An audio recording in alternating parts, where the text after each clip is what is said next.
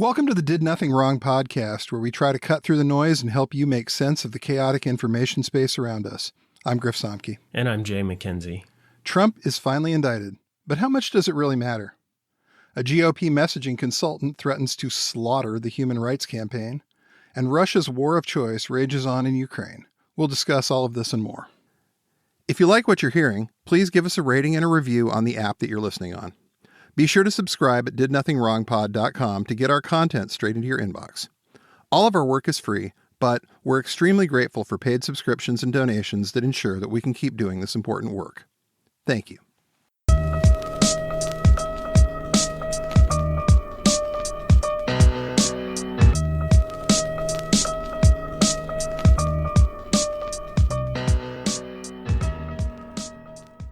Donald Trump has pleaded not guilty to the 34 felony criminal charges of falsifying business records brought by Manhattan District Attorney Alvin Bragg. If you were expecting huge protest and really anything newsworthy during this spectacle, the entire event must have been a huge letdown. Huge letdown.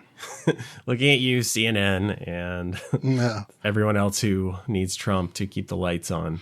But those ratings, gotta have them. But yeah, MAGA absolutely dramatized every detail of Trump's trip to Manhattan, from the car ride from Mar-a-Lago to the airport, the plane ride to New York, and the short trip to the courtroom. And we didn't even get a Trump mugshot. We saw MTG and the New York Young Republican Club folks make a big fuss. Some Trump supporters came out, but the whole thing was pretty lame, honestly, and not even really all that newsworthy. It didn't stop Trump's campaign from putting out a fake mugshot and attempting to fundraise, because of course they did. Oh, they made a haul out of that. They made a whole lot of money out of that. And wow, yeah, what was it, like $10 million in the week that the indictment news dropped to the time he was actually indicted? Fleece the rubes. Mm-hmm. I don't think I saw all of it, but I saw Jason Miller and Eric Trump and all the people. Poso was talking about Trump's trip to the airport as the funeral procession of the Republic. So we're looking now at this footage of President Trump as he's going up the stairs to Mar-a-Lago. Up the stairs to Trump Force One. Left Mar-a-Lago for Trump Force One.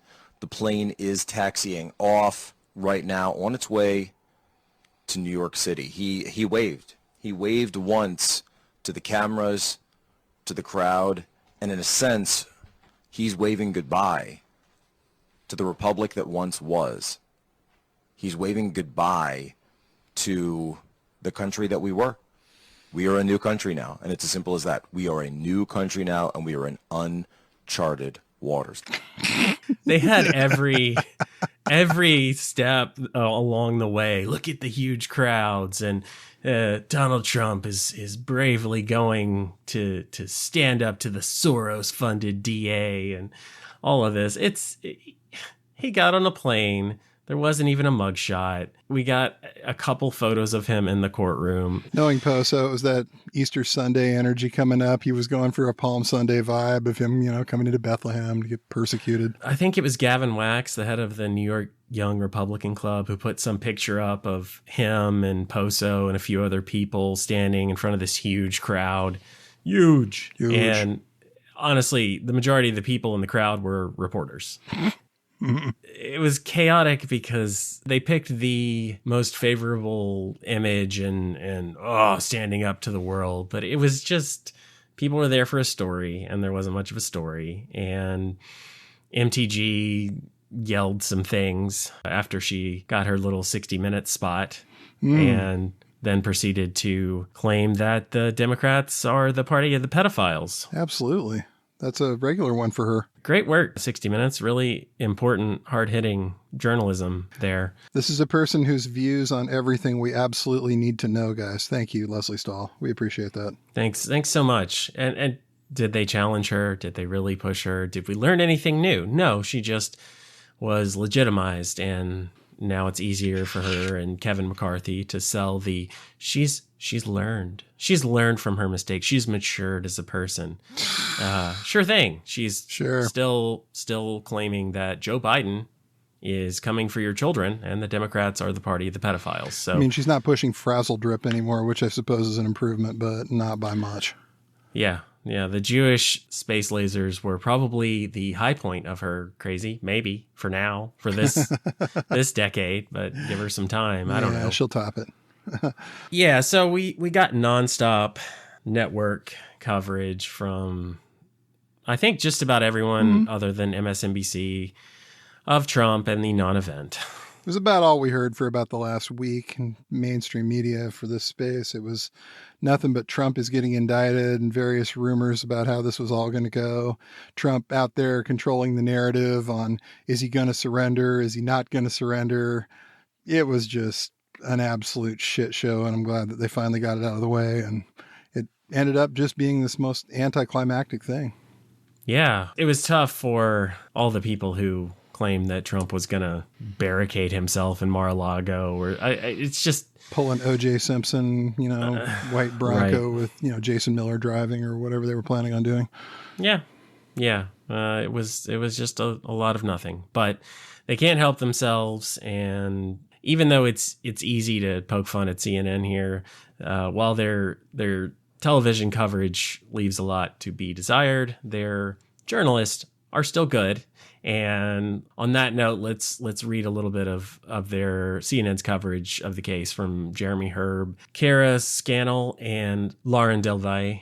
They write, Trump surrendered and was placed under arrest Tuesday before he was arraigned in a historic and unprecedented court appearance in which the former president heard the charges against him for the first time.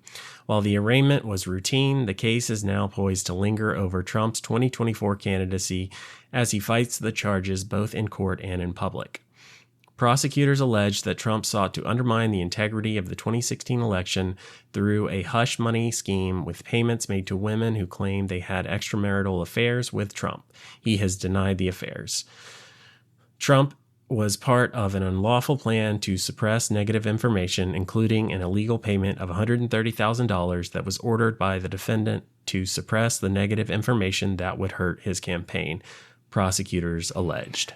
Trump repeatedly and fraudulently falsified New York business records to conceal criminal conduct that hid damaging information from the voting public during the 2016 presidential election, according to the charging documents.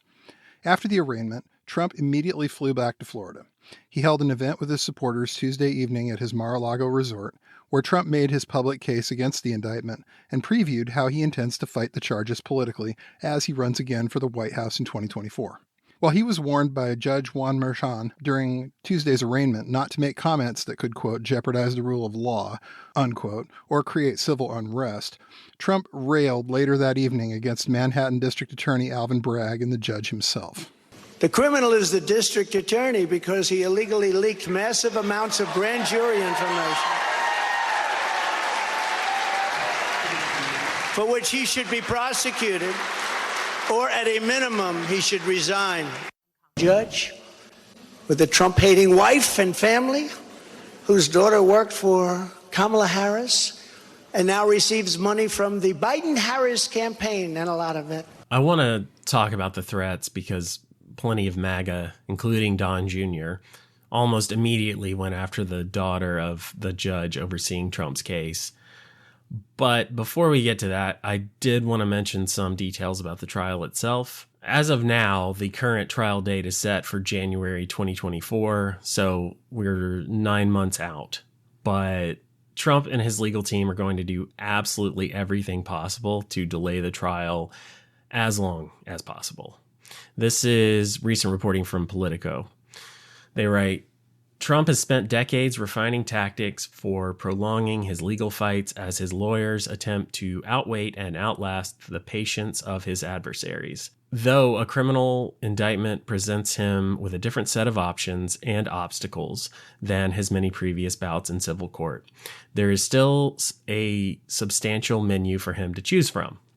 Quote, if they're doing their job, they're going to do everything they can to delay, said Catherine Christian, a 30-year veteran of the Manhattan District Attorney's Office, who is now a defense attorney. Quote, every single motion they can think of, that's what they're going to file, unquote. Among the moves that could chew up time an attempt to dismiss the entire case, a bid to relocate his trial outside of New York City, an effort to disqualify the prosecutor or judge in his case, a bid to move the case from state to federal court, extensive negotiations over security protocols for his appearances in court, and a motion to reduce his charges from felonies to misdemeanors. Trump's lawyers have also signaled that they're likely to try and get the judge to pry into the grand jury proceedings, looking to show that the charges lack probable cause or that there was some impropriety in instructing the grand jurors. Such efforts are almost impossible in federal courts, but are allowed in New York.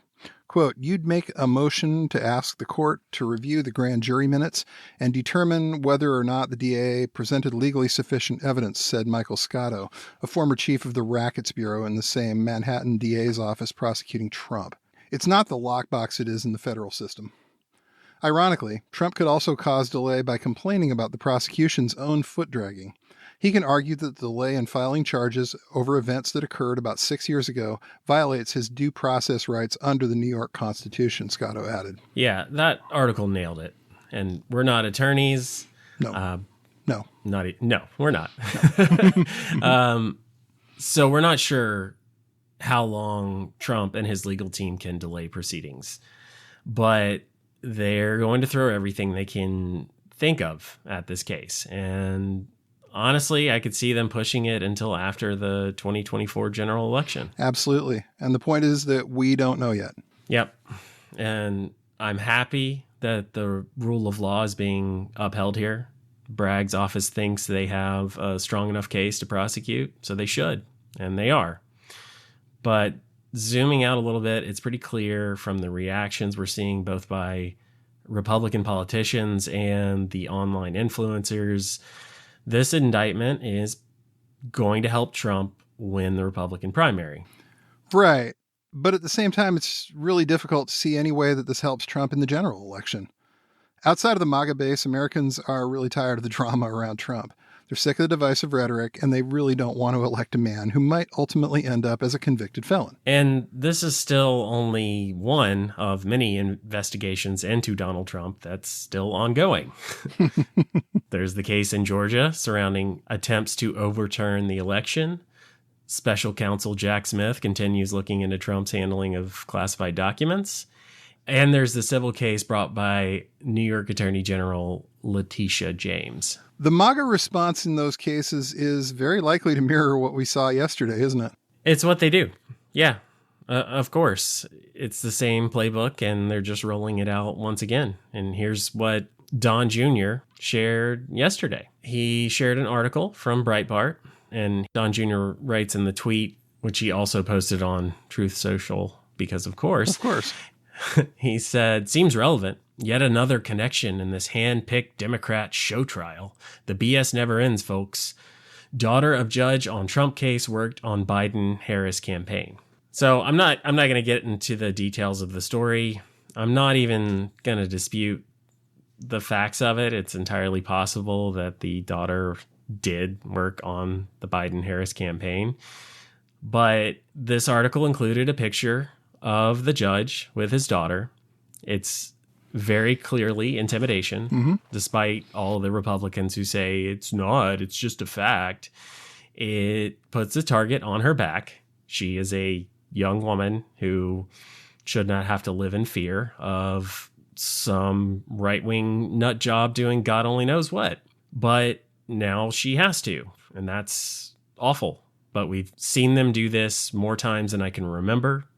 They scrutinize every judge, every opponent, every person that is a threat to them, every member of the jury, and they look for a person that they can scapegoat, and they go looking for that narrative, and eventually they find someone with a detail that they can exploit to their benefit. Mm-hmm. And, you know, Don Jr. wasn't even the only Trump that shared that article. According to Jezebel, Eric shared it too. And he wrote, of course, they are all handpicked. It is all prearranged. This corruption is on a different level. Again, this is what like you said, this is what they do. They go after any detail they can find. It's never about we're innocent. It's about, hey, look at these other people. Look at their crimes. Look at what they're all about. Right. And it's not even strictly Democrat and Republican. If the judge's wife had worked for Jeb Bush's campaign, they would do the same thing. It's the rhinos. They might say, oh, the daughter is a liberal and a Democrat and Antifa, and the wife is a rhino Republican. And see, now they're joining forces to bring Trump down once again. Mm-hmm. Yeah, it's as long anything. as it's not America First or, MAGA, they're going to go after it. The goal here is to intimidate anyone who may hold them accountable, such as the judge, but it's also a way of convincing the MAGA audience that this trial is illegitimate.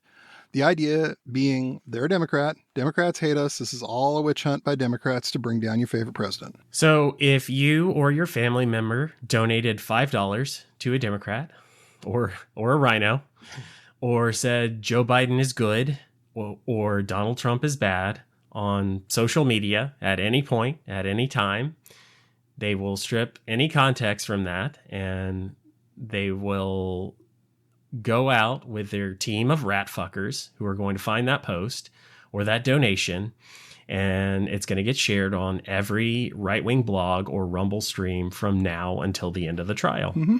And even then, they might keep bringing it up after the trial if it fits the next narrative they're trying to sell. That's what they do. Mm-hmm. But speaking of somewhat predictable narratives, there was another story this week that we need to talk about. Here's reporting from Jordan Fisher at the Washington, D.C. CBS affiliate WUSA 9.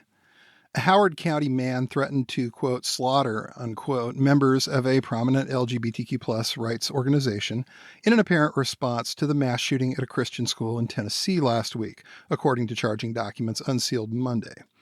Adam Michael Nettina of West Friendship, Maryland, was charged Monday with one felony count of interstate communications with a threat to injure. The charge carries a maximum sentence of up to 5 years in prison.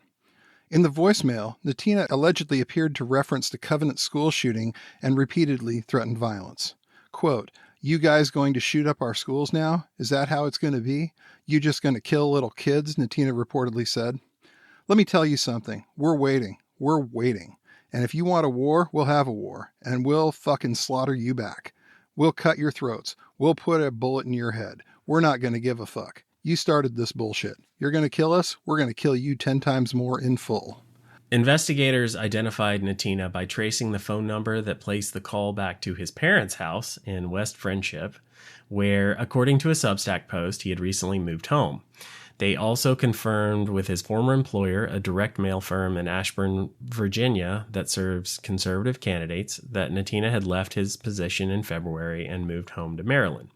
According to Nettina's LinkedIn page, he had previously worked for the firm as a campaign copywriter, developing direct mail fundraising copy for clients, quote, including House Freedom Caucus members and leading Republican challengers in targeted races, unquote. The article later adds, Nettina's articles for Catholic Vote include a June 2016 piece in response to the fatal shooting of 49 people at the Pulse nightclub in Orlando titled, quote, "We have nothing to apologize for," unquote. And a piece published Thursday about the resignation of Arizona Governor Katie Hobbs' press secretary titled, quote, "Democrat spokeswoman resigns after inciting violence," unquote.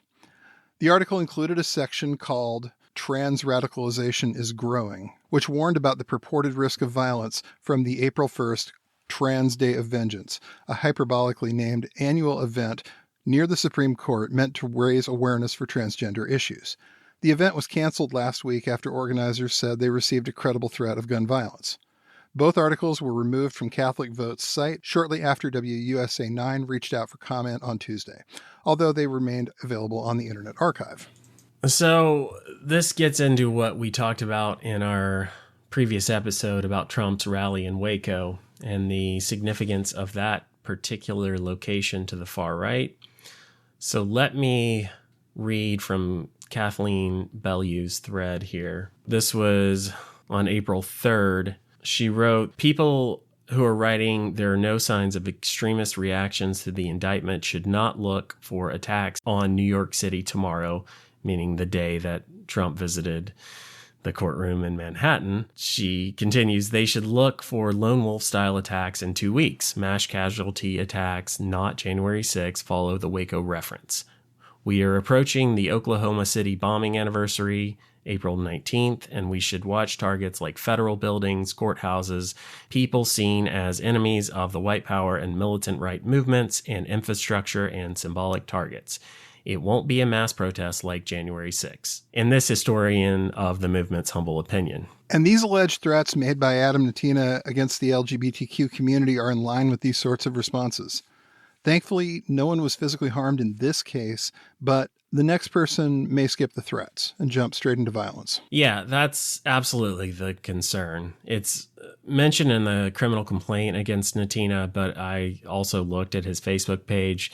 He posted some pictures of his rifle there. Let me read from the criminal complaint here, actually. It's page 4.17. On March 7th, 2023, an article attributed to, quote, Adam Nettina, unquote, was posted on the personal blogging website Substack. In the article, Nettina wrote that he recently moved back to his childhood home in Maryland. At the end of the article is a byline that reads, quote, Adam Nettina grew up in Ellicott City and has spent most of his life trying to escape Maryland. He likes to drive his Mustang into the West Texas desert and shoot Coors Light cans with his 1969 Tula AKM. Unquote. I believe that in this byline, Nettina is referencing the 1969 Tula AKM semi-automatic rifle, which he posted pictures of on November 24th, 2021. And I did also want to say that we looked through Facebook and there are several pictures that his friends posted of Nettina at the gun range with different weapons. He is definitely a weapons guy. And we also found the Substack article mentioned there, which lists Adam Nettina as the author. Here's what he published about a month ago. My despair started at the end of a 2-year relationship with the woman I was supposed to marry. It got worse when I decided to quit my high-paying political consulting job in D.C., seemingly convinced that America is too far gone to save. It snowballed when, in a panic, I declared to everyone I knew that I was fine, just fine, and taking some time for myself, all the while isolating myself from family and friends, and really just taking time to get craft beer trashed on golf courses, ski slopes, and hiking trails. Into this self-inflicted disaster, poor decisions, bad luck, and objectively God's plan for me, I moved back to my childhood home in Maryland to get my bearings and crash out of the watchful eyes of all the people who used to tell me how much potential I had. Continuing here with the same post, and for context, Nettina is comparing himself to Guy Crouchback. He's the main character in the Second World War trilogy, Sword of Honor, written by the late English novelist Evelyn Waugh. Nettina wrote, at the risk of drawing attention to myself from FBI informants, who, you know, are actively spying on Catholics these days, I've noticed Waugh writes Crouchback in a way sympathetic to many of today's conservative Catholic men. At a time when Vladimir Putin defends the institution of the family, while our own government raids the homes of pro-life activists, many of us 20 and 30-somethings want nothing to do with secular, neoconservative, and neoliberal crusades. We have seen American empire in the dollar signs of Raytheon contractors and rainbow flags over Middle Eastern embassies, and it's not something for which we can pledge allegiance. All this begs the question, if there are no good guys left on a grand scale, and if your vocation is seemingly dead in the water, and if your faith compels you to view this world as your ship and not your home, what the hell are you supposed to do at the ripe old age of 34? Yeah, it seems like he decided what you're supposed to do is call in some threats to the local LGBTQ plus group that is standing with oppressed minority groups. Because no political solution, again. Sometimes I want these people to reach deep into their locker and think, what would Jesus do? Would he tell you to call in these death threats? Because I feel like he wouldn't. No. I feel like that's not the teachings that I learned in Sunday school. Yeah, same here. I don't remember anything about Jesus and an AR-15. That just was not on the menu. Yeah. Of course, I was raised Catholic, so maybe it's different elsewhere. I'm Presbyterian, and this guy appears to be Catholic, so if anything, you should know better than me. Yeah, man, sorry. I missed that day in Sunday school. I missed a few, but apparently that was a day I really missed. Yeah. I mean, it's not funny, but it's so absurd and absurdly wrong and absurdly not Christian. And these people still claim to be following the light of biblical teaching. And it's just not. It's just not. The phrase Prince of Peace got kicked around a lot when I was a lot younger, and I can't figure out how you're getting from that to the idea that, Jesus would take an AR-15 down to the Human Rights Campaign. Yeah. And we're sharing all of this because if what's alleged here is true, Adam Nettina seems to fit the profile we've come to expect from potential lone wolf targets. This is a guy who's clearly going through some things in his personal life. His relationship ended. He lost his job. He moved back in with his parents. He's probably got too much time on his hands. And then he hears about this awful mass shooting at a school in Nashville, Tennessee. Even the things that he wrote about in that Substack article, talking about Raytheon contractors and rainbow flags, it's all the memes of the far right. It's all the MAGA memes, and you can tell from just the little snippets we get here that this was a guy who was very online, and it makes sense. He was writing about politics and our culture, and it is all extremely online. He shared stuff from Jordan Peterson on Facebook, from Lauren Southern, who are both terrible. Yes, terrible and active in far right circles. He shared stuff from Rand Paul. He shared articles from places like Breitbart. So you can imagine the sort of stuff he was reading. And I want to make it clear here that we don't have a whole lot of compassion for this guy. Plenty of people have bad patches in their life. Plenty of people go through breakups. Most of them don't get over it by calling in death threats to the local LGBTQ outfit. That's just not something that we're at all down with or sympathizing with here. And like we talked about before, right-wing media claimed without evidence that the Nashville mass shooter was targeting Christians. They framed this story as a supposed Christian massacre by trans terrorists. Again, they could not prove this, but the claim was everywhere. So here's this guy, Adam Nettina, who is himself a Christian. He's written anti-trans articles before for a Catholic website. He sees all of this messaging and decides he has to go do something about it, so he uses his phone and threatens one of the largest pro-LGBTQ groups in the country. And clearly he owns guns, or multiple guns, and frankly, we're just glad he didn't use them. And like we said, we want to be clear that we don't mention his personal life to shame him or garner sympathy for him. His story fits a specific profile. He was sympathetic to the right-wing rhetoric, and he was at a place in his life where he felt compelled to act on it. The right loves to pretend like stochastic terrorism doesn't exist, but if what's alleged here is accurate, then this seems like a prime example of that term in action. And isn't it interesting how another white Christian in the United States points to Vladimir Putin's Russia as, quote, the defender of the institution of the family? Yeah, it's almost like the propaganda is working. I wouldn't be surprised if Mr. Nettina resurfaces one day with a Russian, Slavic, or Italian wife.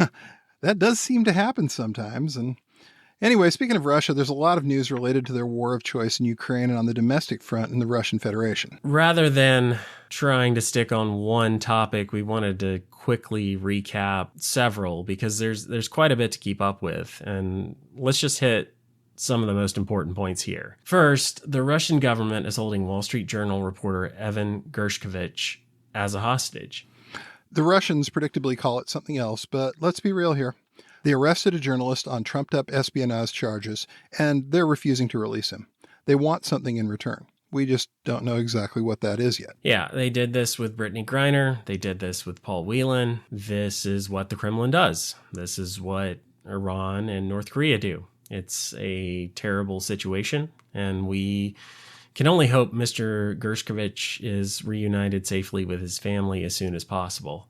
And I will say the Wall Street Journal has done an admirable job of getting the message out and humanizing him and explaining that this is a man who wrote about Russia because he cares about the Russian people. They make it clear that he wanted his reporting to make a difference. He wrote about a place he cared about where he knew people. I don't think it's possible to be a journalist who covers Putin and the Kremlin honestly, who can feel any sort of camaraderie or love for the Russian government, but I think he cared about the Russian people, and perhaps he was taken advantage of or picked because of that, because he put himself in harm's way. And it's terrible what has happened, and I hope that he comes home soon. Definitely. In other Russia-related news, Finland is now a member of the North Atlantic Treaty Organization, which just happens to double the amount of border Russia shares with NATO members. According to NATO Secretary General Jens Stoltenberg, Putin had, quote, failed in his attempt to, quote, slam NATO's door shut, unquote. Stoltenberg was also quoted as saying, "Today, we show the world that he failed, that aggression and intimidation do not work. Instead of less NATO, he," meaning Putin, "has achieved the opposite, more NATO. And our door remains firmly open," unquote. So Finland's history with Russia is fairly complicated. Prior to becoming an independent nation in 1917, Finland existed as the Grand Duchy of Finland. This was an autonomous or self-governing region within the Russian Empire. They then fought against the Soviets twice in World War II before eventually making peace with Stalin. But during the Cold War, Finland stayed neutral. And even though the country has increasingly looked westward after the collapse of the USSR, Finland joined the European Union in 1995.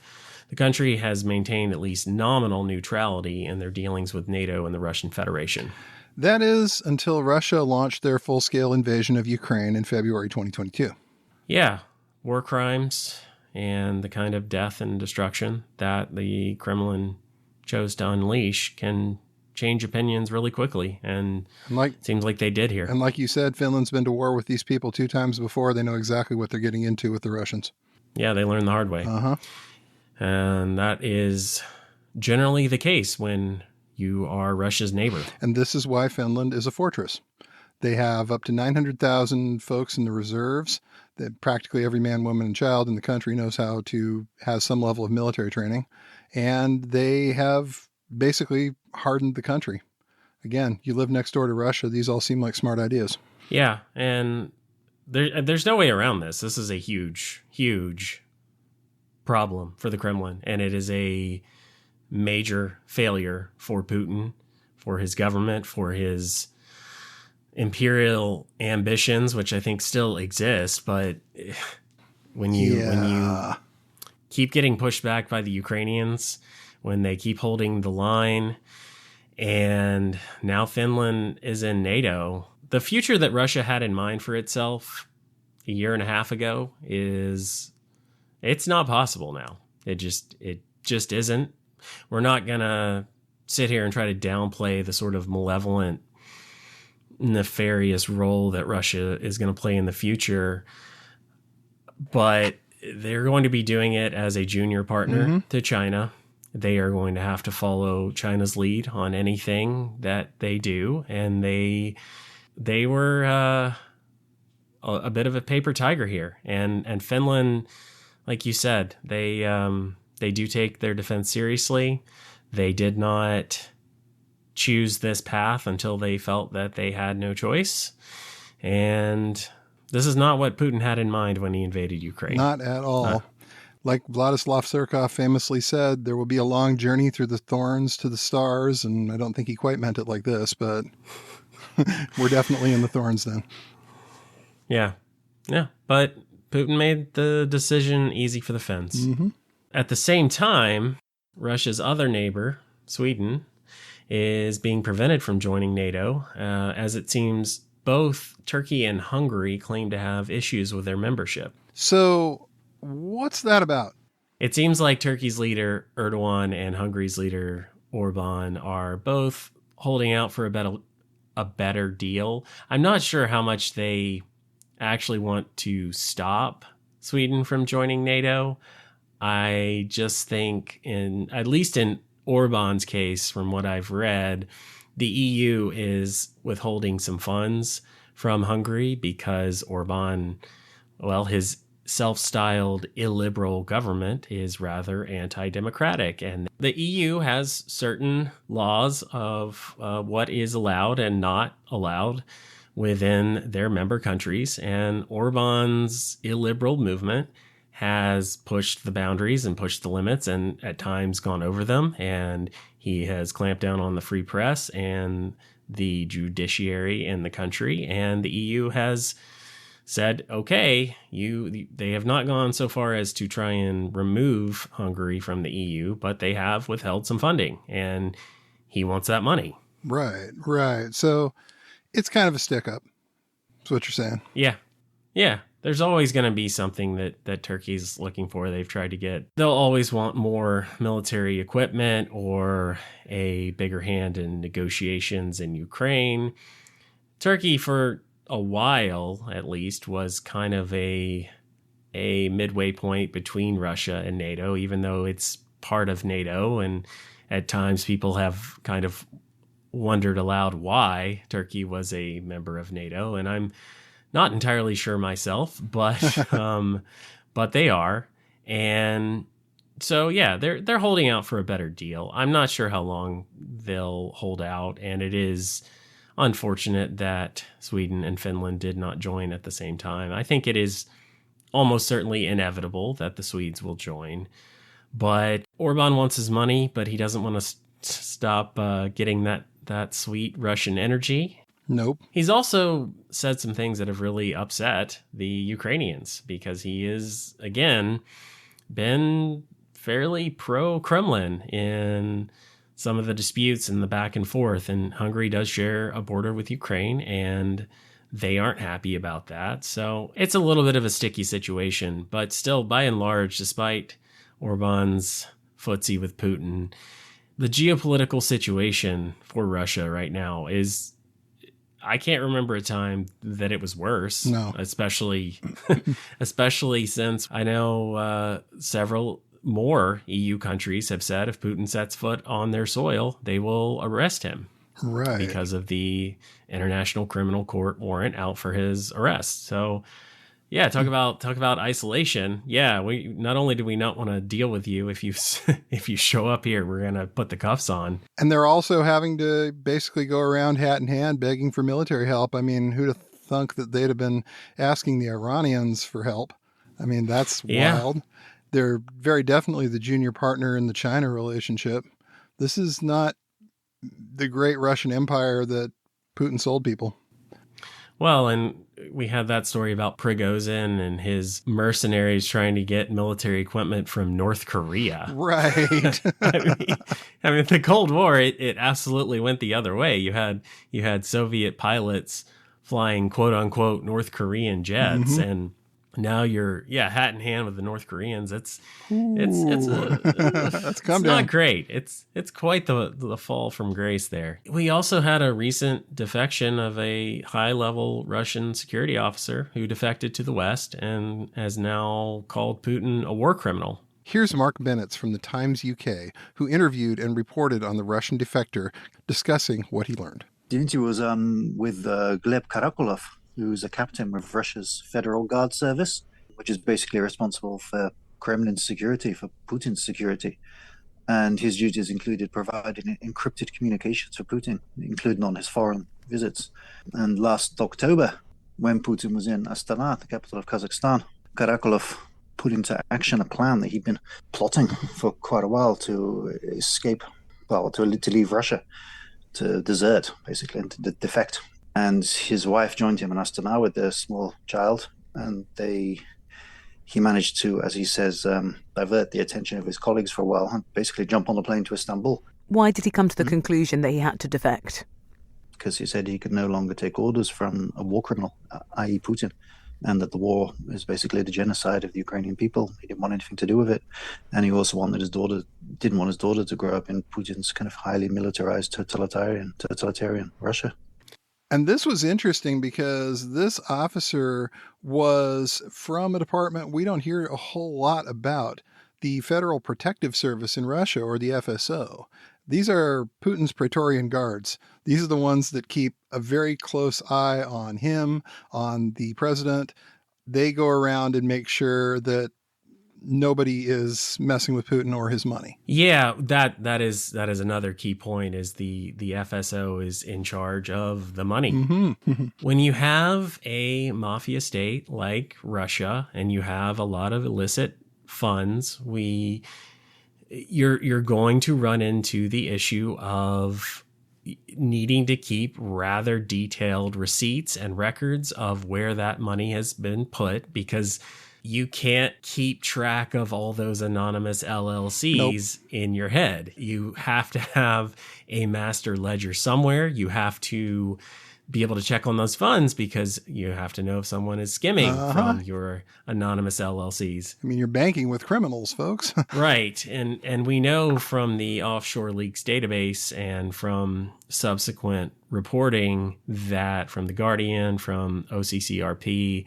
that the Russians laundered a lot of this money, and some of it is directly owned by Putin and also by close friends and oligarchs in the country. And there's also disputes about who actually owns some of the money, because again, you can say it's owned by Putin's judo partner, but if it's in an anonymous LLC and Putin is still running the country, who does it really belong to? Right. And who needs it that week?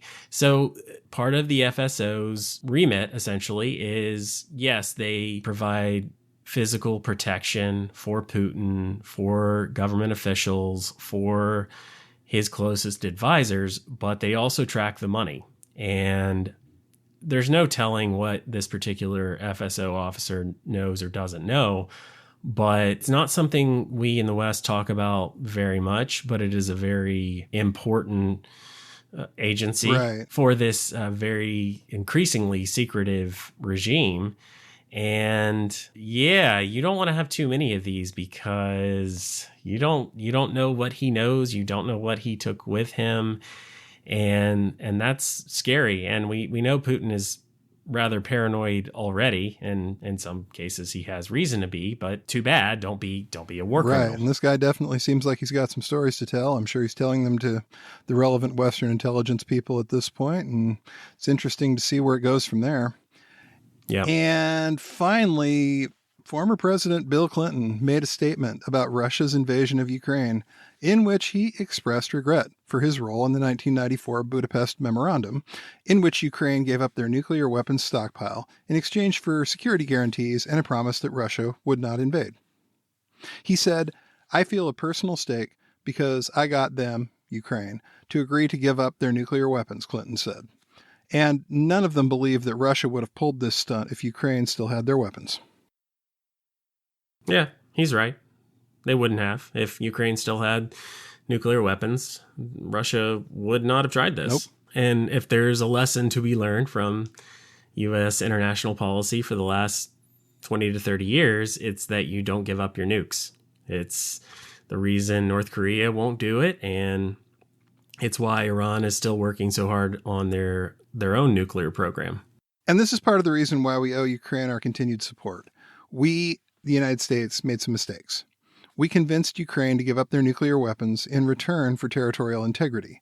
Well, aiding their defense of Russia's full-scale invasion is the absolute least we can do in return. Absolutely. Slava Ukraini. Heroyam Slava. Thanks for listening to the Did Nothing Wrong podcast. If you want to hear more, you can go to didnothingrongpod.com.